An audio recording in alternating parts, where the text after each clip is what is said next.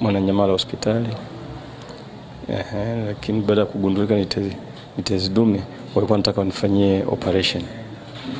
Kwa kweli baada ya kukaa na kufikiri, sikuona sababu ya kufanya operation, kwa sababu nilikuwa nafuatilia kwenye mtandao nikaona matangazo ya BF Suma ambayo unaweza kutibiwa bila kufanyiwa operation.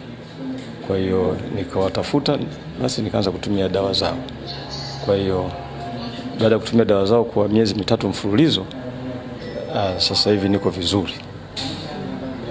Sasa hivi tatizo halikusumbui kabisa? Halinisumbui kabisa, nafanya kazi zangu kwa ufasaha na niko vizuri.